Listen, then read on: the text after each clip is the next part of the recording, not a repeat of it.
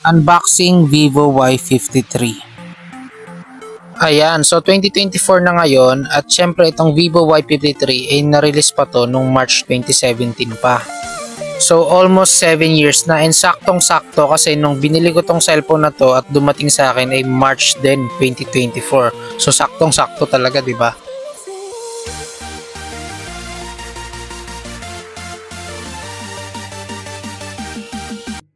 Ayun, so March 8, 2024 nang dumating tong Vivo Y53. Pero in-order ko siya nung February pa, mga around, basta pre-order kasi ito eh. So mga 2 weeks siya bago dumating. Pero hopefully nandito naman na siya.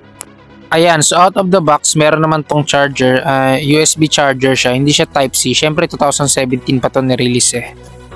Ngayon, kung nagkataka kayo kung bakit parang styrofoam yung box niya, let me explain something. So meron yung tatlong variation.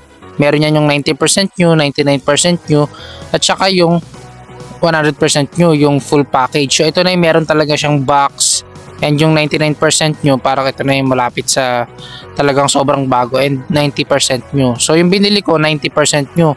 Bakit ko siya binili? Kasi under 1,000 pesos lang siya, nasa 987 pesos lang siya kung makikita nyo. At pwede pa yan magmura, lalo na kapag sale. Tapos kahit 1,000 pesos lang yan, meron pa yung libreng earphone. So ito na yung cellphone natin, meron naman siyang bubble wrap. And kung hindi ako nagkakamali, parang second hand na to eh. Ayan o. Kung makikita nyo, meron siyang konting scratch. And hindi naman ganun ka big deal to kung second hand tong ating cellphone. Dahil napaka worth it na neto for its price. Ayan, binuksan ko na rin ng ating Vivo Y53 dito.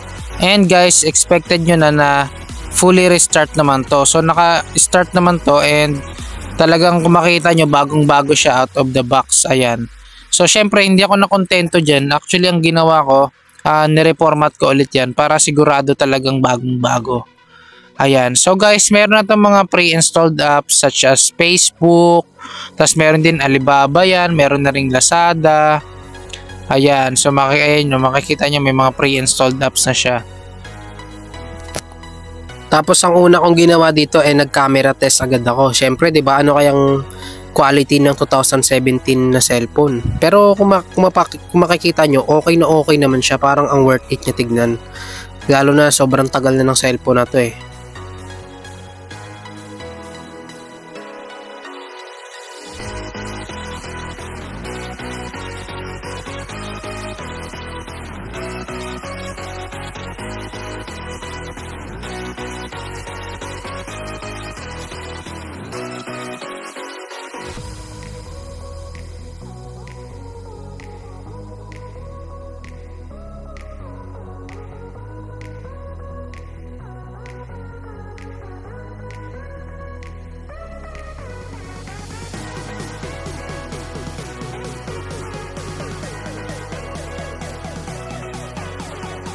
Ayan, so April 11 naman 2024. So ito, i-unbox ko ulit tong Vivo Y53. So, kanina kasi nung in-unbox ko siya madilim. So ngayon gusto ko siya i-unbox ng maliwanag para kitang-kita nyo naman. Ayan, so yan, kitang-kita nyo yung scratch ngayon, no? Kasi second hand na tong cellphone na to eh. Pero worth it naman for its price kasi nasa 1,000 pesos lang naman siya. And yan.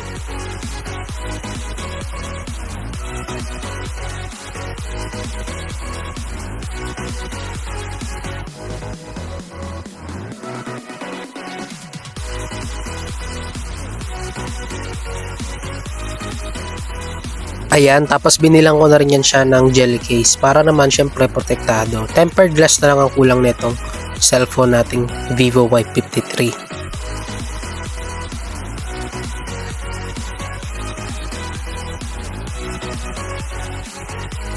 Ayan, so dito naman guys, May 2, 2024 naman ngayon. Kanina April, 'di ba? Yan, ganyan ako katagal mag-edit tsaka mag-video, nakakatamad kasi. So dito, nireformat ko ulit yung cellphone para makita nyo talaga kung ano itsura niya kapag naka-fully reformat. So yan.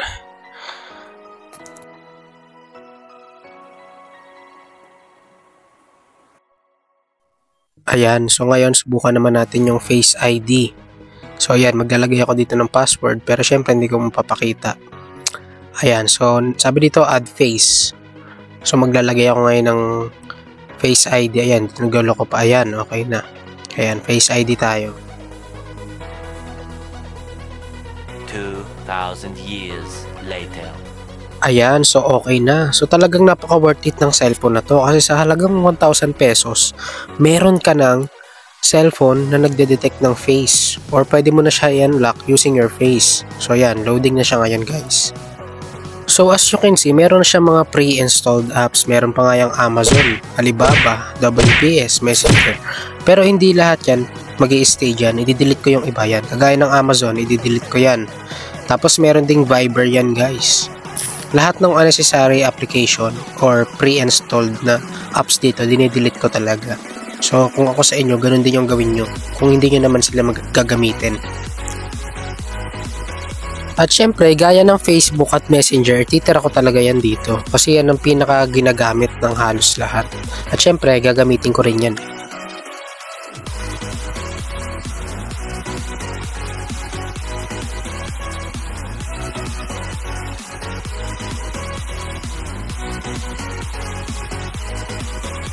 Ayan, so ngayon, punta naman tayo dito sa Play Store. Syempre, may mga kailangan i-update dyan eh.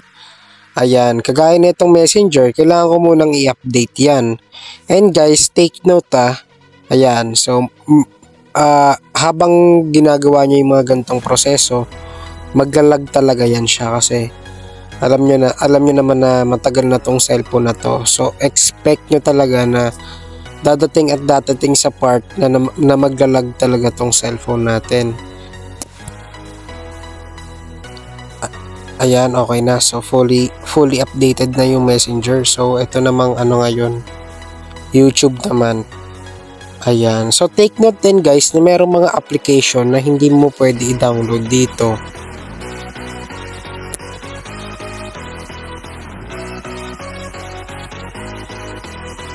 Yes guys, tama ang narinig nyo. So hindi lahat ng application dito sa Play Store pwede nyong ma-download.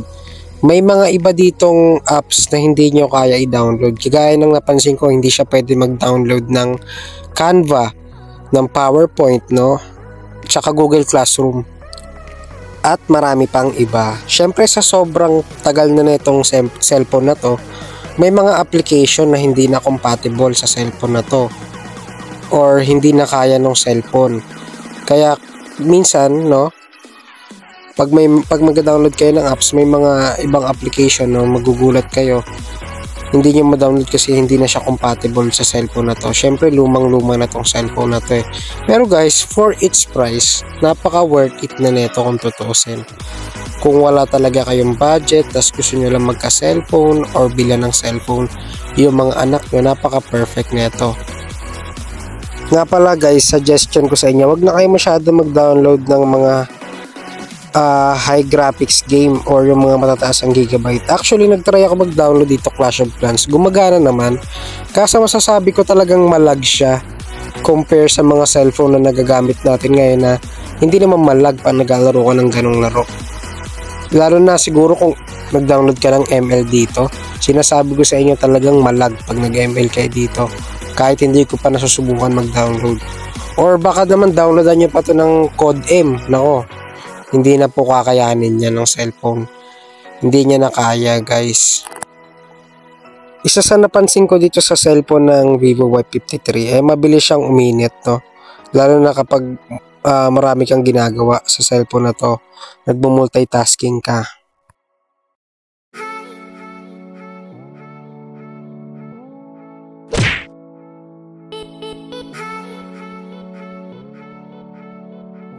Ayan guys, November 14, 2024. Grabe, 6 months na nakakalipas. Huling video ko nito nung May pa.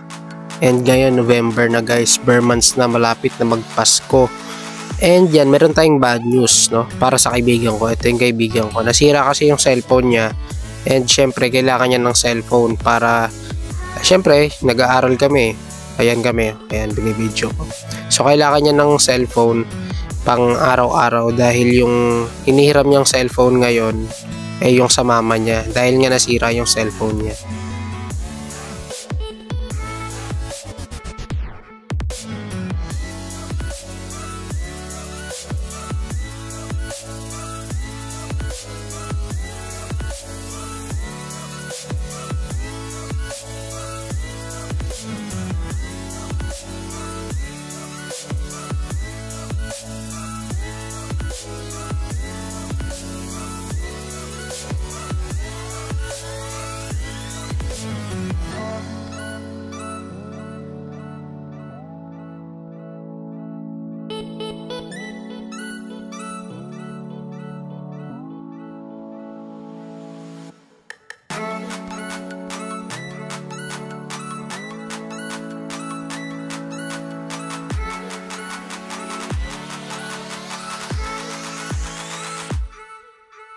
Ayan, so kinalikot niya muna yung cellphone ng mga ilang minuto. Tapos mag-download yan siya ng Google Classroom. Ayan. Kaso, ang problema, hindi ka pwede mag-download ng Google Classroom. Hindi compatible yung application sa cellphone. So, yan yung sinasabi kong hindi lahat ng apps mada-download mo dito.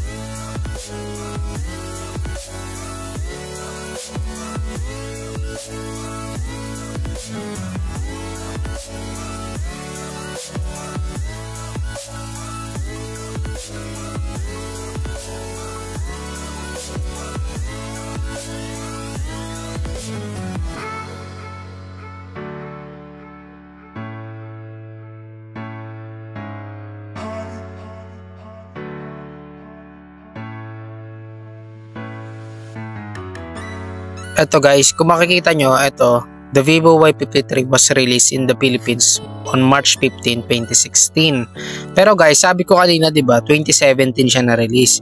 Yes, actually po, 2017 talaga. Pero hindi ko alam bakit merong website na nagsasabing 2016 siya.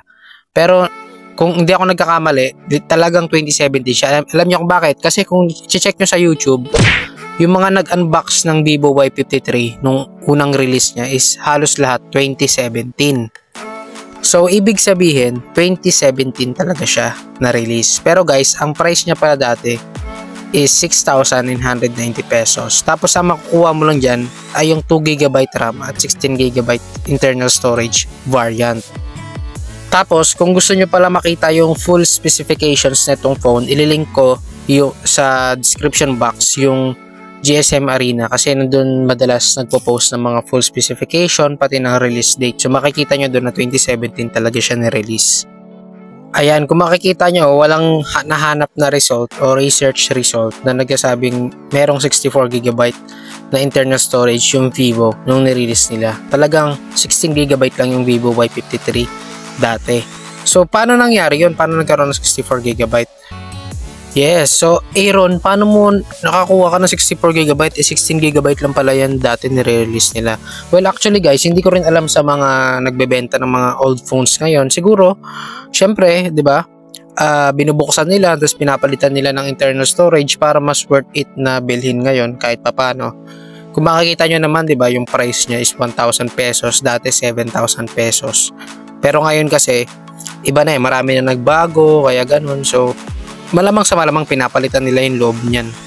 Yun ang pinaka-obvious na reason. Kaya pag bumili ka ng mga old phones ngayon, yung internal storage niyan, pinapalitan na nila ngayon. So, hindi na talaga yung literal na bagong-bago.